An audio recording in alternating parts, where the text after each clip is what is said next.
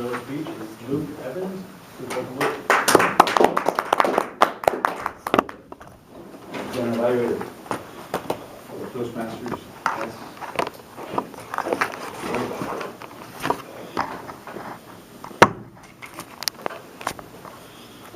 I'm going to follow the form of this evaluation resource, and it starts out with a section of general comments before getting into those specific categories that I went through when I described the evaluation at the beginning. And in general comments, the first is you excelled at. A lot of things that I think Joe does really well, and he showed that tonight. What I have written down, body language, all kinds of body language, in spades, amazing. Examples, one, I like just a simple one, it was a small gesture.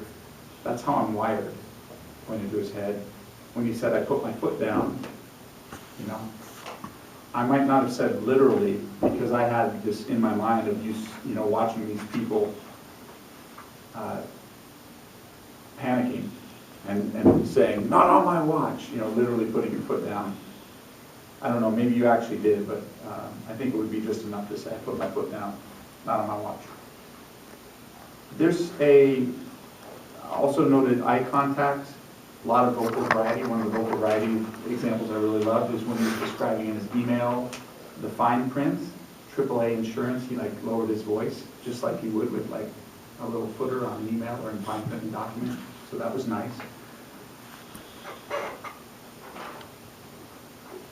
In terms of things to work out in another category in general comments, I would have liked to hear a bit more explanation of what Firewise Day, what the problem is you're trying to solve. And I gathered from hearing a little bit more about it that it's to raise awareness really and to educate and to teach. But it's a challenge for me sometimes when I'm evaluating. I'll notice things and I'll write it down and I'll actually kind of miss the storyline of a speech. So that's something I acknowledge. You may have communicated all this very well to everyone else, but just me evaluating it is some of it didn't sink in. So, in terms of challenging yourself, this is something, again, I'm going to take a little bit of a risk and just throw my opinion out there, even though I don't really understand it yet.